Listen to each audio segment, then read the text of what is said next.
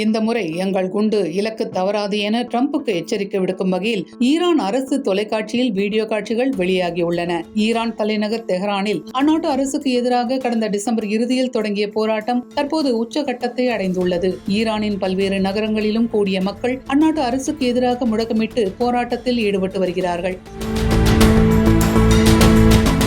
மேலும் அரசுக்கு எதிராக போராடுபவர்கள் மீது பல்வேறு இடங்களில் தாக்குதலும் நடத்தப்பட்டு வருகிறது. இந்த போராட்டத்தில் ஆயிரக்கணக்கானோர் உயிரிழந்துள்ளதாக சர்வதேச செய்தி நிறுவனங்கள் செய்தி வெளியிட்டுள்ளன.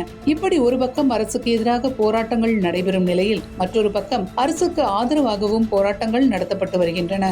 அந்த வகையில் அரசுக்கு ஆதரவானவர்கள் அந்நாட்டு தலைநகர் தெஹ்ரானில் அரசுக்கு ஆதரவாக பேரணி நடத்தினர்.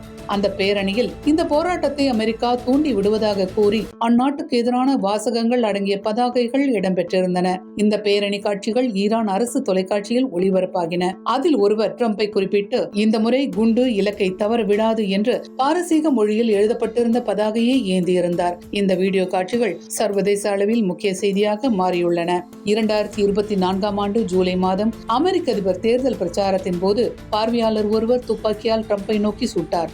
அந்த தோட்டா ட்ரம்பின் வலது காதின் மேல் பகுதியில் துளைத்து சென்றது. இது தொடர்பான வீடியோ காட்சிகள் வெளியாகி அதிர்ச்சியை ஏற்படுத்தின. அதன் பின்னர் சிகிச்சை முடிந்து ட்ரம்ப் வழக்கமான பிரச்சாரத்திற்கு திரும்பினார். இந்த சம்பவத்தை குறிப்பிட்டு ஈரானில் ஒருவர் பதாகை ஏந்தியதும் அது அந்நாட்டு அரசு தொலைக்காட்சியில் ஒளிபரப்பானதும் சர்ச்சையை ஏற்படுத்தியுள்ளது.